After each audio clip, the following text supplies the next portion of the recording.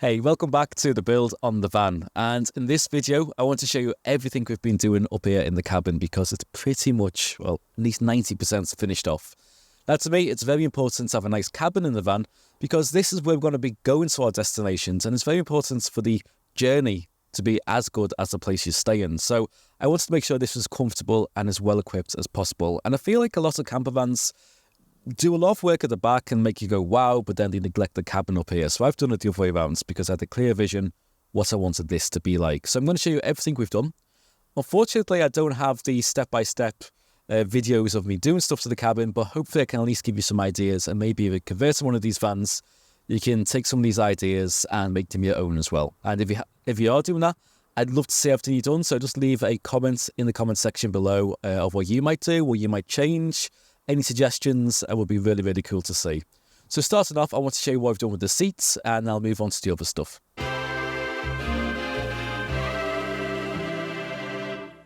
When it came to the seats, I had a very particular car in mind, and that was the Peugeot 307. One, because you can probably get the stuff relatively cheap for them.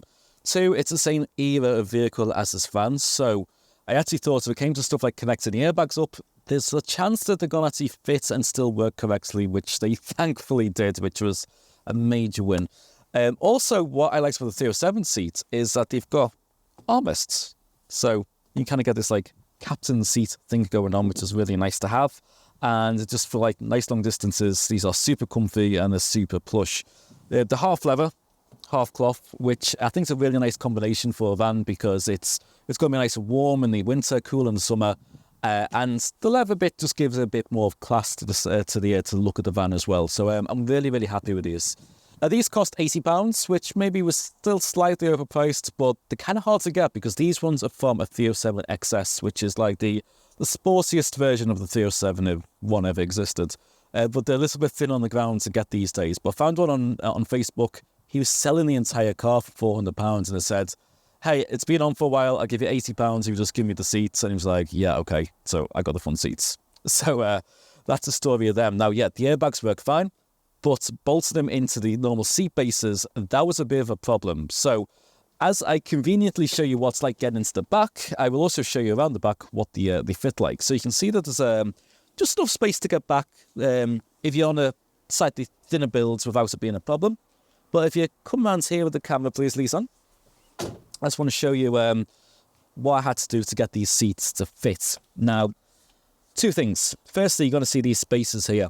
And these on both seats on the inner or outer part of both seats, whatever you want to call them. Now, the reason for that is these bits off the Peugeot 307 seat are different heights. So I think the floor pan is not even on a 307. So I had to order these machines 20mm spaces to go on both sides to prop the seats up correctly, and after that they sit absolutely flush and are nice and stable. There's no movement in these seats.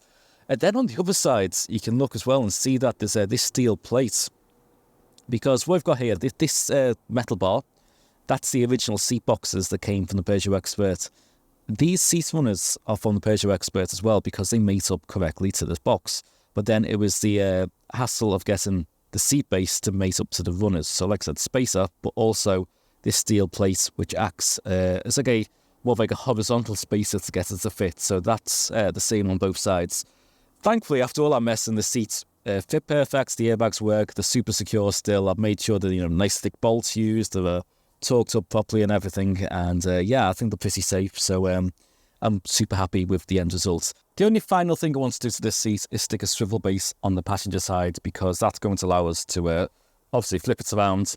With the bench on this side, it's just going to give us a nice open seating area, which is really going to open up the cabin of the van and make such a difference. And I think the base is around £150 to fit, so that's definitely something I want to do in the near future. You might agree with my logic, you might not, but what's more important than having a nice space to sleep in the back? Of course, a nice sound system. So that's why before I did anything with the bed, I upgraded all the sound system on the van. So we've got some 5 speakers in the door, 6.5-inch components. I have just drilled screwed the grills on just to make them look cool. And then I've also put the tweeters on the dashboard rather than mounting them in the windscreen, so they actually fire at us when we're driving instead, to give a much better sound stage. These aren't amplified separately yet. That's my next thing I want to do as well, is stick a separate amp, which I'm sure will improve the quality much more. Now, the doors are sound deadened, so they've there's no rattles in there. They're insulated as well, like the back of the van. So yeah, the super tight, nice bass coming through them. And to really enhance the bass, if you look underneath here, there is an 8-inch under-seat sub. This is an also from the Vibe range as well. And it's really nice. It's not overpowered, but it's just adds a nice low-down kick without being too much when you're driving. And there's a really cool control coming through here, which allows us to alter the bass when we're driving as well. Now, what you'll also see on the seat is a USB charger, and there's one on both sides. So this is like also super convenient. You can plug your phones or gadgets in and even stick them down there. So great for passengers. Now, there's an extra USB socket on this side, which plugs your phone in, and the phone goes into here. And this cable is actually linked to the head unit for Apple CarPlay. As you can see, we've got Apple CarPlay up here, which is super convenient. I don't need to explain what it is. If you know what it is, you know what it is. But, you know, we've got Spotify, maps, all that kind of stuff. Great for long distances, which is just going to make going to the other side of the country so much more convenient and nice, and really brings the cabin up into the 21st century. Now, there's a bit of cosmetic damage to here because one of the old owners has super glued something on here, and I can't get them off, so we need to get new plastics around. But yeah, that's basically the infotainment system sorted out. Like I said, I need to put a new amplifier on this for the speakers, but apart from that, the infotainment system sorted. Right, and the final things of the cabin really are just like little bits. So in terms of the gear selection, I had to put new shifter cables on because the old ones were super stiff, and the selection was awful, but the new ones, especially with the genuine cables from Peugeot, actually are much, much nicer. They were a little bit difficult to fit, cost £100, but it was well worth it.